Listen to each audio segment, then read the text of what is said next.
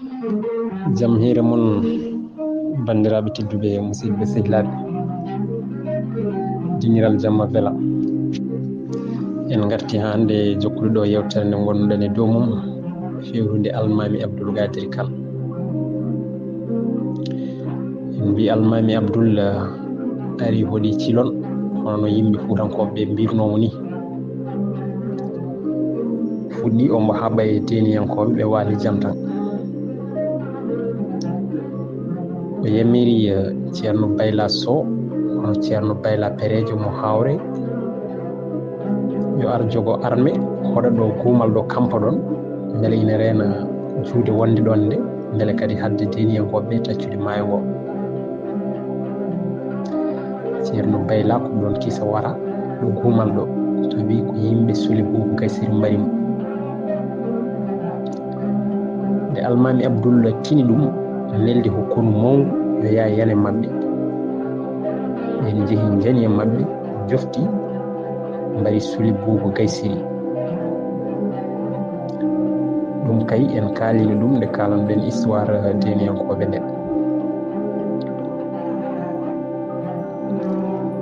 Almami Abdoul woni cilon duuɓi 23. liiduɓe beltaki e garal Almami Abdoul ɗo ciloñ ɗo.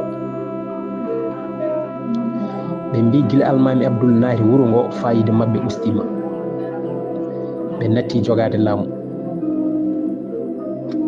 ɓe mbatti wiide Almami Abdoul, an kam mate ala to jeyɗa e Fouta, aɗa foti jogade wuro ma e Fouta, ko hadma hodde wuro mon.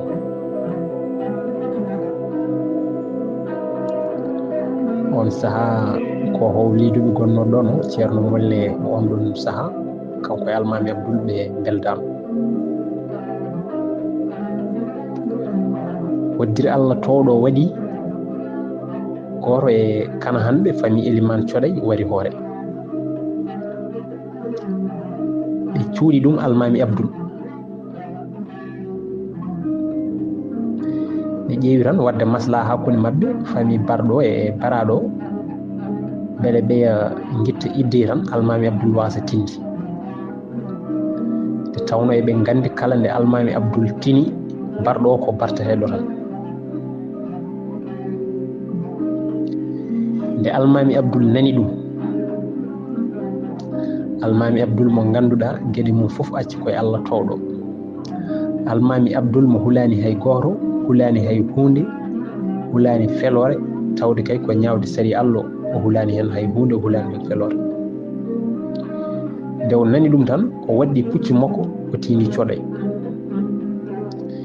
nde o ari tan o wi yo sari Allah o ñaawe.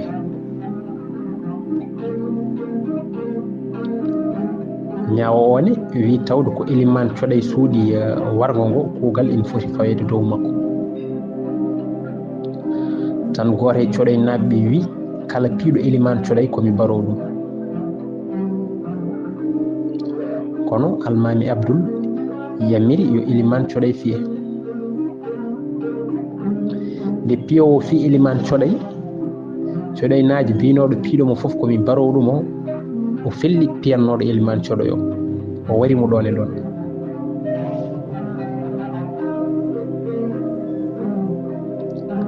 hankadi ɗum wonti hare jinjintere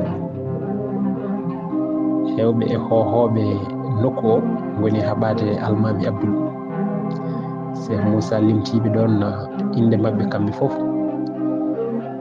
eɓe jinga Almami Abdoul eɓe kaɓo ɗum beele Almami Abdoul yalta wuro ngo. ko caggal ndeɗo haare Almami Abdoul ummi cilon faati Koɓɓillo. Koɓɓillo o woni ɗon duuɓi 7 wiyama ene manki ɗum. o woni ɗon hande o riwa Fouta o waroya Gori. ma en kaaloy ɗum so eɗen kaala histoire ɓundu. Cheikh Moussa Camara heɓɓiti wi mi anda noon caggal nden ɗon haare beele yimɓe Coɗay naaɓe ɓe dokkiri Almami Abdoul barnoɗo hoore o walla. kala e moon ganduɗo histoire o to joofoyi yo haalan min ɓeyda ɗum e deftere he. Almami Abdoul ko neɗɗo pelliɗɗo. o nanino ñalawma goto wonde aynaɓe safalɓe jani aynaɓe ɓaleɓe to wiite hoore wendu. hoore wendu woni koye nder rewo ene tollodiri e Demet, Sinthiou Dangde walla Ndormbos. wiyama hoore wendu adan wiyeteno ko Guimi Sara Eleka. hakkude wuro ngo e maayo ngo ine yarine koyɗe fodde balɗe 3. nde Almami Abdoul nani kabaru o wi holi hamme hol hoore wendu. ɗum wonti pularal ngal nan tan ene haale ngal ko ɗum adduno ɗum ñande hen.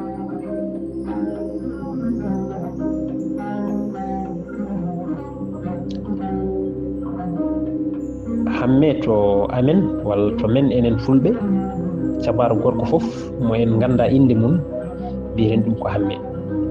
so tawi kadi ko cabaru debbo en ganda inde mum mbiyen ɗum ko Fatuma. wadde holko Almami Abdoul yiɗi wiide, holi hamme hol hewre wendu, Almami yiɗi wiide tan holi ko cabaru ƴeftanta ko jeeya. ni woni Almami Abdoul neldiron kono fooli yimɓe maɓɓe, hefti jawdi maɓɓe, tahi yimɓe maɓɓe.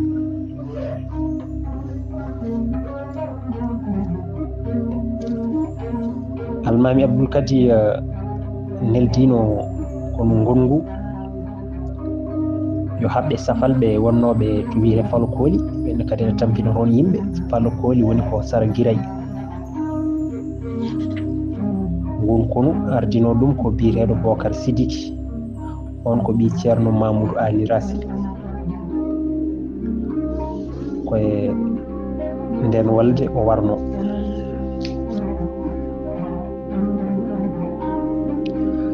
Almami Abdoul kadi haɓino e Aliyel Kowri, mawɗo awlad Daman. ɗum wonno koye hitande 1955 fergo. ina hawra e 1785 1786. o fooliɓe e hare nde. o nawi taballeji mabɓe Fuuta. adan Fuutankoɓe gandano taballeji, ɓe gandi tan ko howdi Togosi. e nden hare Tamsir Bogelli barmi hen o nota Diabo. barmande ɗe gabbirimo ko toon o sanki o rutti e joomi ko caggal barmande ɗe.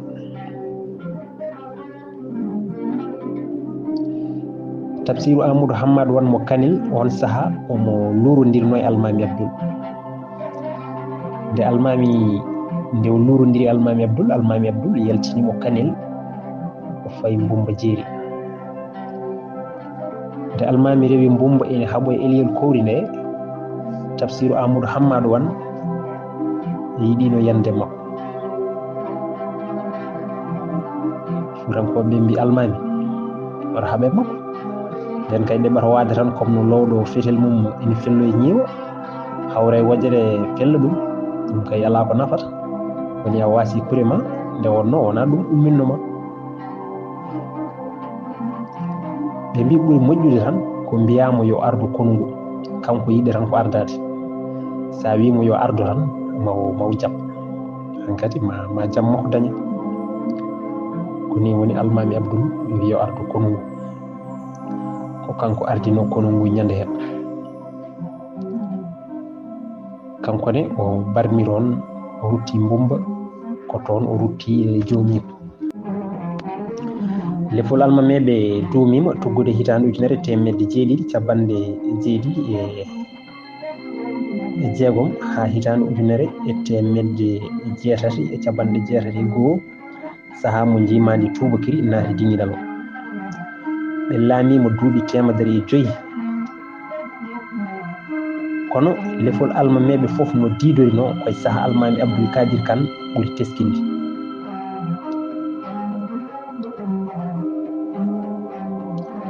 koye laamu makko jeeygu Fuutankoɓe darti.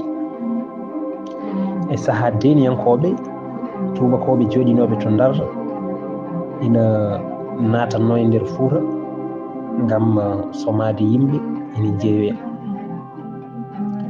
Nde o fiila kanko Almami Abdoul Gadiri o windi ɓatage fewde e gouverneur gonnoɗo on saaha to Ndar ina wiye Blanchot. ɓatage o ko ni lelori: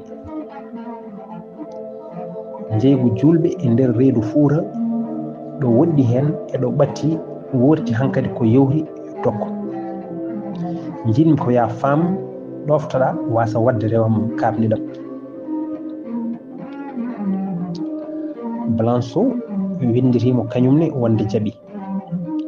ni woni ɓe ciifodiri ngal nanodiral e hitande 1965.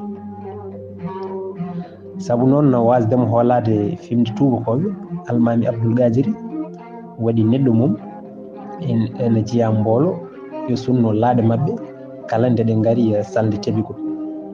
e on ƴeew tawi ala ko sorna hen ngam yeeyoyede, tawi ala yimɓe sornaɓe toon. on wiyeteno alkati mboolo. tubakoɓe ɓooyani ɗoftade nden fimde, ɓooyani ɗoftade ngal kuulal, ngal nanodiral ɓe ɓooyani ɗoftade ɗum. nde o tini ɗum kanko Almami Abdoul Gadiri Kane o windiri kadi ɓatake goɗɗo e hitande 1939 oɗo ɓatake. o wi: mi winomo e ɓatakem gaduno wonde mi yiiɗa nantude wonde julɓe guittama e nder reedu Fuuta ina jeeyoye, wona to woɗɗi wona to ɓadi, worti ko ɓenni. en ciifodirino e ngal nanodiral e hitande 1965. kono joni a yaɓɓi ngal dosgal. eko ɓuuri raɓɓidde andu so yimɓe ma garti ko mayde waɗere coy wonani ɗumen gaayi.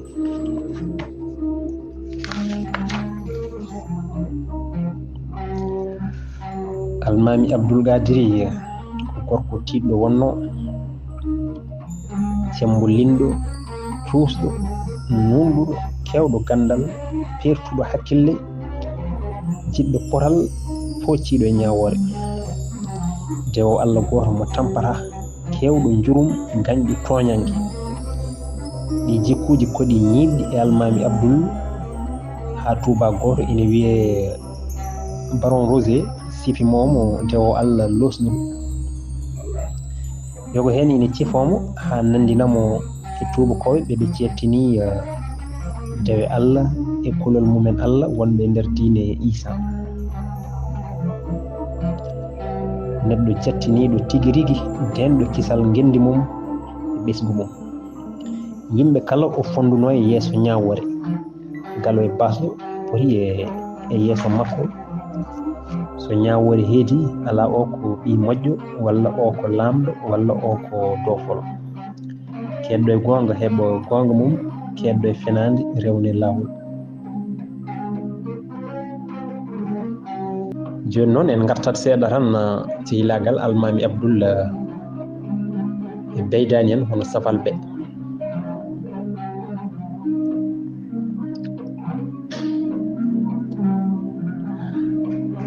Cheikh Moussa Camara wi Allah hokkino Almami Abdoul ɓolgu e dow awlad Ahmad min Daman. gando goto capato mawɗo ina wiye Zakani wol Bouna yimi Almami Abdoul.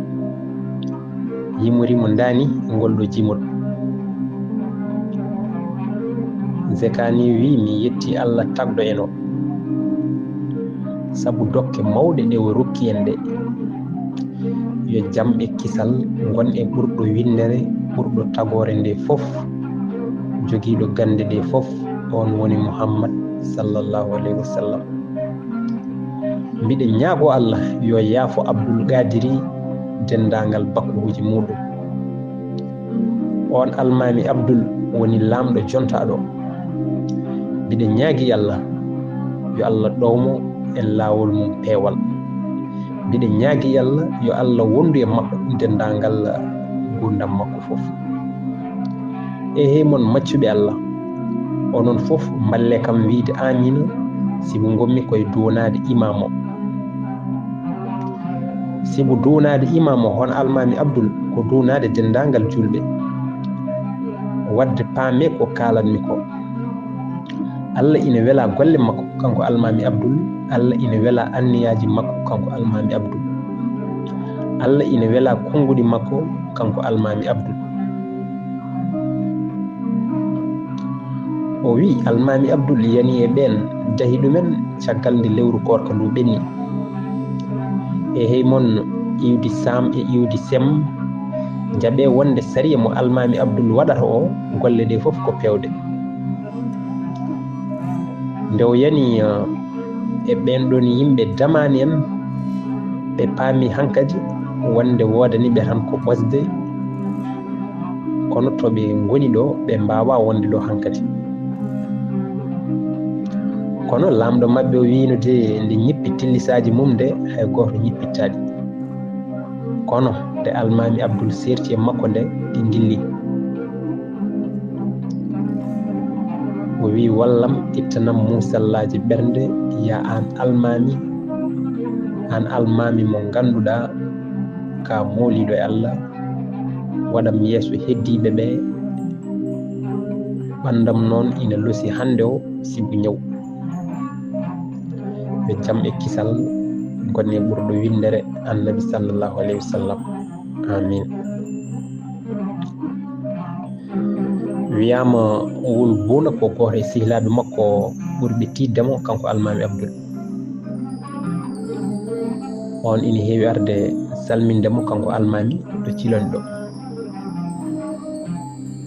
Ko Allah noon ɓuri andude. E sehilaɓe makko safalɓe ina wonno hen kadi gandu goɗɗo mawɗo kormaɗo ina wiye Sidi Mouhammad, ina andira Algalawi. On meeɗi arde hoɗade Almami Abdoul. Nde o yiɗi hodde Almami Abdoul noddi Siré Hassan Touré, on wonno kolaɗo kuuɓal mum. O wi on omo yiɗi on windanamo ɓatake beele omo totta sehil makko gando o kettinaɗo. Ko ni ɓatake o wayi. Bismillahi irrahmani irrahim.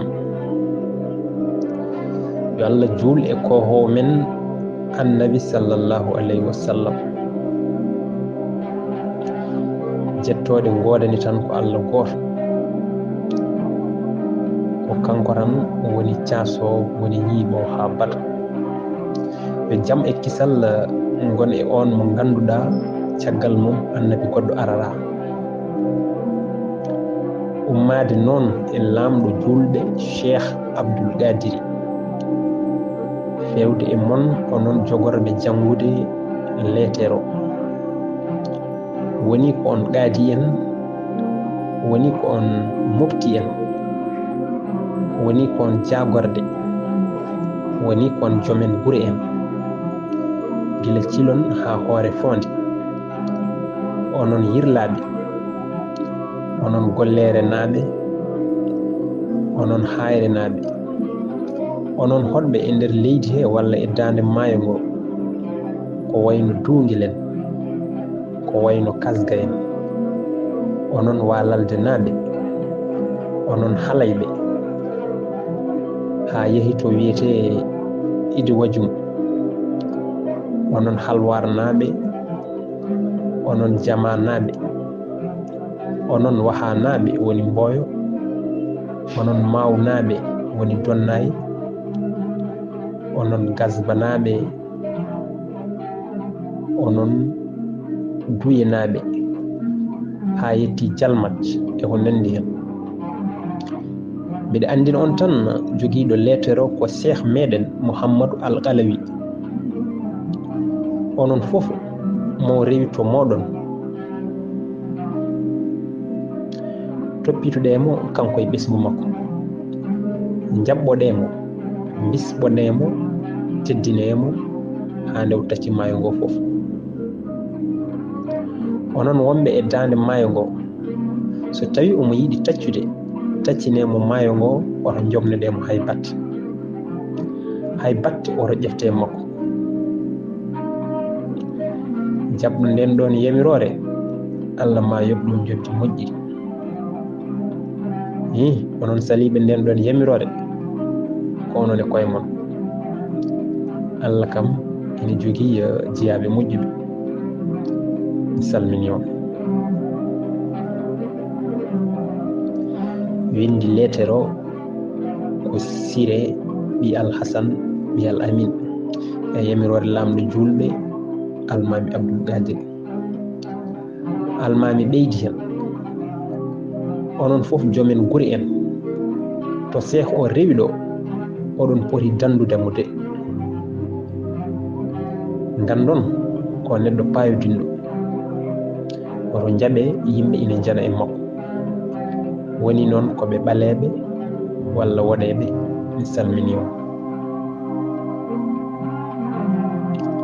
sippinde no mbiɗen ni windi lettere o ko Siré ɓi Alhasan, on woni Siré Hassan Touré e yamirore lamɗo julɓe on Almami Abdoul Qadir Kane. yo Allah weleɓe kamɓe ɗiɗo fof. ceerno Cheikh Moussa heɓɓiti wi oɗo lettere koye defte safal ɓe tawmi ɗum tawi mo woni lettere timmuɗo. on ɗon ɓatake mo Almami Abdoul windirno jungo mum, walla mo Almami Abdoul yamirno yo windi tawi Siré Hassan windiri ɗum jungo mum. on ɗon ɓatake hande o mboɗo jogui ɗum to gallam ɗo, ko woni mi yetti Allah lamɗo jo windira ɗe. noon bandiraɓe tedduɓe musidɓe sehilaɓe, ɗo katten ha ñande wonde so Allah jaaɓi. Allah jarama on jarama.